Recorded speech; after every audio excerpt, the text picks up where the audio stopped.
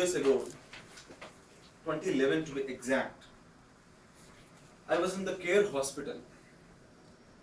My doctor had already warned me thrice that I am falling into the bad habit of not drinking enough water and I might be at risk. This time, I landed in the hospital with a serious pain here. I did not know why the pain was coming. I could not even drink water now, though I wanted to. My mouth was getting parched. I was feeling as if that was the last day of my life. I was alone at house. I practically crawled till my neighbor's door, banged the door and asked him to take me to a hospital.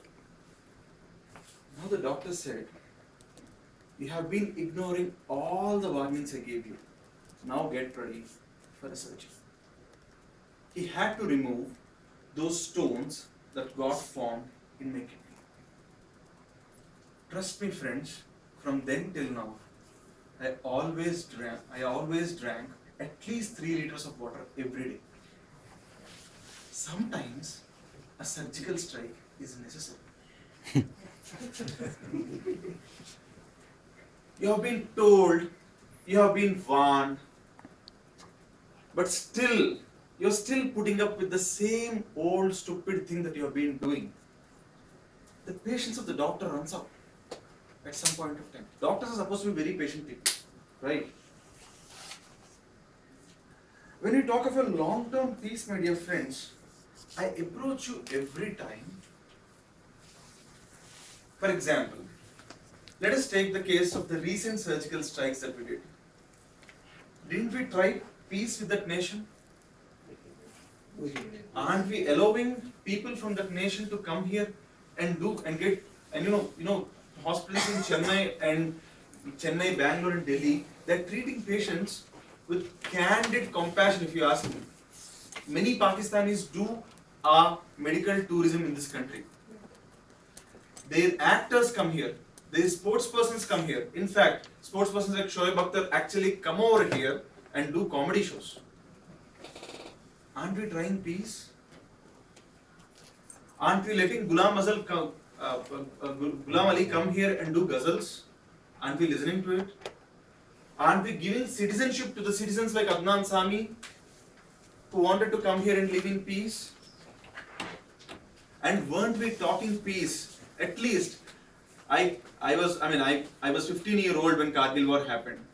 And a year before that, it was all over Indian newspapers that a Prime Minister took all the trouble in the world to take a bus and travel all the way till Lahore. And what was the gift we got? And this time, another Prime Minister makes an unannounced visit, goes to Islamabad, greets the other Prime Minister on his birthday, exchanges flowers, touches the feet of his mother, gifts her with a sari, and what was the gift we got? Pathankot and Uri. Friends, today the Pakistani establishment is talking strong. For the first time, the Prime Minister of Pakistan is ordering the Army General to remove some terror camps. When have we heard it the last time? The last time we heard it was when, you all remember those Peshawar attacks when 150 school children got killed? That was once that these people tried to clean a mess. This is the second time they are doing it. When your state policy is to bleed me by 1,000 cuts, I can't keep sitting there and keep talking. Every time I talk to you, you slap on my face. I can't live in 1945 where I'd show my other cheek and say slap again. That policy is not going to work. Imagine a situation where we would have done something wrong. What would have been the reaction of Pakistan? So my dear friends, sometimes peace is not bought. See, I'll give you another classical example. How many of you have heard of the 8th Fleet of American Navy? Why do you think China never threatens America? Why do you think Vietnam never threatens America? Why do you think Australia never threatens America? Any answers? They are superpowers. No. They have the same democratic policies, so No. they are allies. No. No. They are more powerful than them. No. You know, there is something called the 8th Fleet of the US Navy, which is there in the waters between the Pacific and the Indian Ocean.